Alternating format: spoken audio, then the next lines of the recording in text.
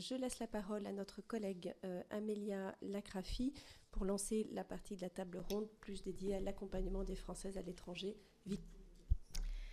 Madame la Présidente, merci. Madame l'ambassadrice, mes chers collègues, messieurs et mesdames les intervenants.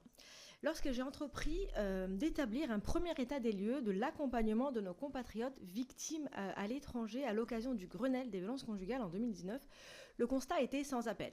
Cette question restait largement absente des politiques publiques. Cela ne signifie pas que rien n'était fait. Évidemment, il y avait la protection consulaire, mais il manquait une véritable stratégie intégrée au niveau mondial, et c'est bien les messages de nos compatriotes depuis 2017 qui l'ont soulevé.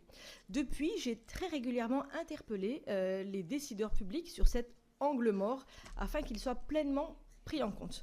Aujourd'hui, nous sommes réunis avec des acteurs issus du secteur privé et public qui, depuis plusieurs années, plusieurs mois, voire années, avancent ensemble pour déployer des mesures très concrètes. Loin des clichés d'une expatriation idéalisée, de la vie en rose de nos expats, il est crucial de reconnaître et de faire face aux défis spécifiques que rencontrent nos compatriotes pour leur sécurité, bien-être familial, en mobilité internationale. Le chemin parcouru est significatif et je tiens à saluer l'engagement de toutes les parties prenantes de cette table ronde. Vraiment un merci très sincère. Cette mobilisation s'inscrit pleinement dans notre stratégie de diplomatie féministe, comme en a parlé notre ambassadrice. C'est un engagement que nous devons continuer à porter avec détermination, car dans un monde en recomposition où les droits des femmes sont constamment remis en question, nous avançons et nous avons le devoir d'être à l'avant-garde. C'est cette même volonté d'agir qui a guidé la France dans la promotion et la mise en œuvre de la recommandation générale numéro 35 de la CEDAW, donc la Convention sur l'élimination de toute forme de discrimination à l'égard des femmes de 1979. Cette recommandation adoptée en 2017 pour laquelle la France était vraiment à l'avant-garde. Ce texte fondamental renforce la reconnaissance de la violence sexiste comme une violation des droits humains et précise les obligations des États pour la prévenir, la sanctionner et accompagner les victimes. En portant cette dynamique sur la scène internationale, la France affirme son engagement à protéger et à renforcer les droits des femmes partout dans le monde.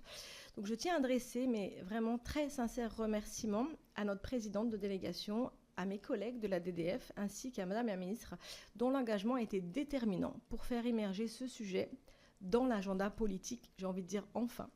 Et enfin, un immense bravo à tous les acteurs réunis ici, encore une fois, en physique et en distanciel, pour votre travail et votre détermination. Merci, Madame la Présidente. Enfin, avant ma question, qui va être une question peut-être qui va être un peu générale, je voudrais vraiment insister sur le fait que en très peu de temps, finalement, l'appel au secours a été entendu, et ça, vraiment, je voudrais remercier le ministère, et nos entreprises avec le Syndex, parce que c'est vrai que lors du Grenelle des violences conjugales, lorsque j'ai dit à mes collègues que potentiellement on pouvait en parler aux entreprises qui envoient des expats, certains collègues m'ont dit « Non mais Amélia, il ne faut pas mêler les entreprises, c'est un peu intrusif, il ne faut pas faire ça ».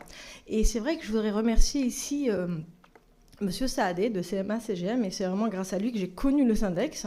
Et pendant le vol en allant en Liban avec le président, pendant 4 heures, il était assis à côté de moi et je lui ai raconté les problèmes de nos compatriotes à l'étranger en lui demandant ce que fait sa société quand elle envoie des expats. C'est vrai que en 10 ans, on a divisé par 2 ou multiplié par 2, selon comment on le pose. On a désormais 2 femmes sur 10, au lieu d'une femme sur 10, qui est envoyée à l'étranger et qui n'est pas conjointe suiveuse, ce qui reste très peu.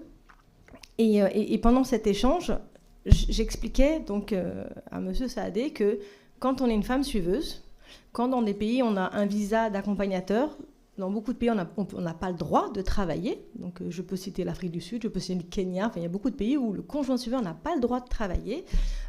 Avec la barrière de la langue, la distance, la culture différente, l'éloignement des familles, et puis tourner en rond à la maison, s'occuper des enfants, ne pas avoir de compte bancaire. Dans certains pays, la femme n'a pas le droit d'avoir un compte bancaire. Le conjoint suiveur n'a pas de compte bancaire.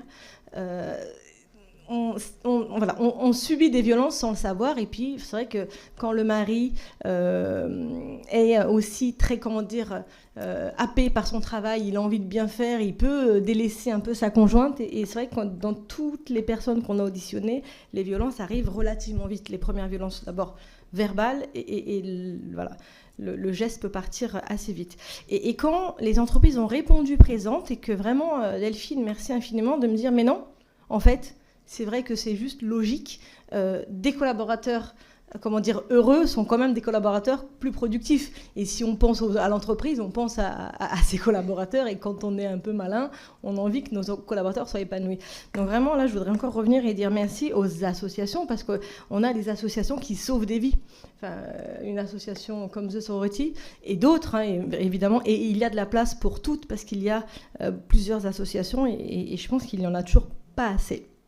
Donc vraiment, voilà, vraiment, c'était vraiment un message du fond du cœur de merci, de voir les entreprises privées, du coup, les associations, le ministère et au sommet de l'État, un investissement pour cette diplomatie féministe et cette lutte tous ensemble contre les violences faites aux femmes.